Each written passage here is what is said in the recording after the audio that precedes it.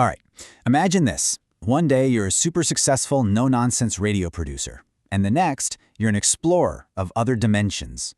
Today, we're diving into the incredible story of Robert Monroe, the man who, completely by accident, started drawing a map for human consciousness. So let me ask you something. What if you went to bed tonight just like any other night, but you suddenly woke up, floating near the ceiling, looking down at your own body? Seriously, what would you do? Would you think you were going crazy? Or would you grab a notebook and start taking notes? Well, that's the exact choice Robert Monroe had to make. Now, to really get how wild Monroe's journey was, you have to understand the man himself. Because by all accounts, he was the last person on Earth you'd expect to become a pioneer of the paranormal. I love this quote from psychologist Dr. Charles Tart, who knew him. He basically says, look, Bob Monroe wasn't some mystic in a robe on a mountaintop. He was a practical, down-to-earth, successful American guy. And that's what makes what happened to him so unbelievable. And to really paint the picture, look at this. We're talking the 1940s, the golden age of radio. At just 25 years old, Bob Monroe was a powerhouse. He was pulling in $1,000 a week. That's like over $18,000 a week today. He was a pilot, an inventor, a hard-charging executive. This guy was the definition of a grounded, practical-minded man of action. So you've got this super successful, totally grounded businessman. And then, in 1958, his entire world gets flipped on its head. And the key thing to remember is, he didn't ask for any of this. It ambushed him. You know, this didn't start with some gentle, peaceful awakening, oh no. It started with these violent, even painful vibrations that would just rip through his body. He was absolutely convinced he had a brain tumor or some other terrible disease. And then one night, poof, he was just floating.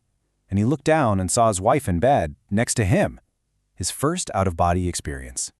And his first reaction wasn't excitement, it was pure terror. As Dr. Tart says here, Monroe did what any of us would do. He thought he was losing his mind. He went to doctor after doctor, trying to find a cure for what was happening to him. But every test came back normal. There was nothing physically wrong with him. He was basically forced to accept that this was his new reality.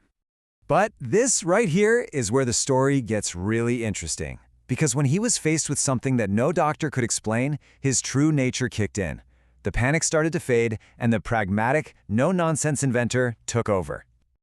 And look, this didn't happen overnight. It was a long, slow, methodical process. As you can see, he spent years just dealing with the fear before he could even think about studying it. Then he started documenting everything, running experiments, trying to figure out the rules of this strange new world he was a part of. He literally turned his personal crisis into a research project. And that was the big shift. He took the same engineering mindset that made him a radio star and pointed it inward. He stopped thinking of himself as a patient who needed a cure and started acting like an explorer, a map maker, charting this totally unknown territory of the mind.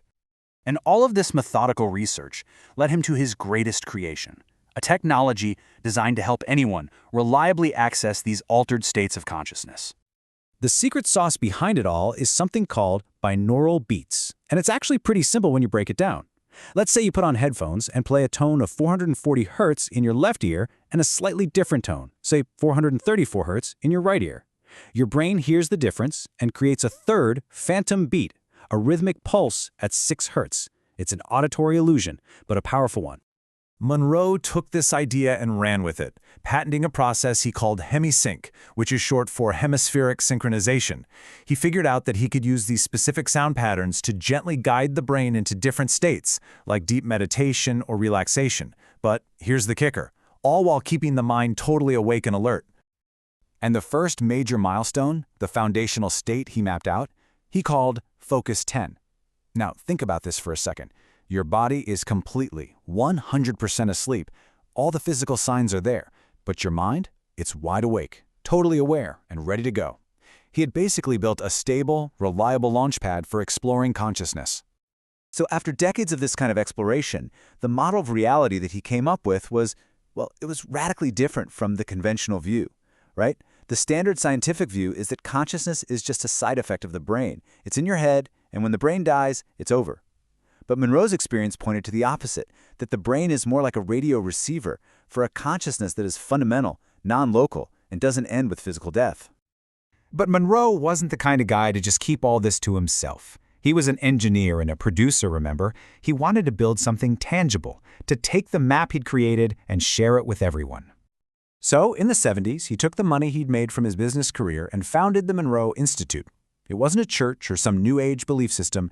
It was a nonprofit, a place for research and education designed to give people the tools and a safe space to do their own exploring. And at the Institute, he created these really specific programs using HemiSync. The most famous one is the Gateway Voyage, which was literally designed to be a doorway for anyone to access these states. And then there was Lifeline, which had an even bigger goal, to help people explore the process of dying and get over their fear of death by actually getting familiar with what might come next. And just in case you think this was some small fringe thing, think again. The numbers are pretty staggering. By 2006, just that one program, the 6-day Gateway Voyage, had been attended by more than 20,000 people. We're talking scientists, doctors, CEOs, artists, people from every walk of life.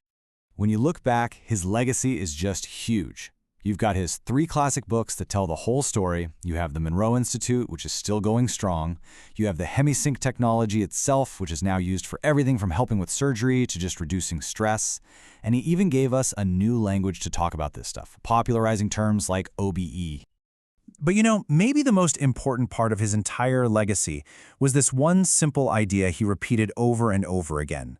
He wasn't a guru. He didn't want followers. He was an explorer.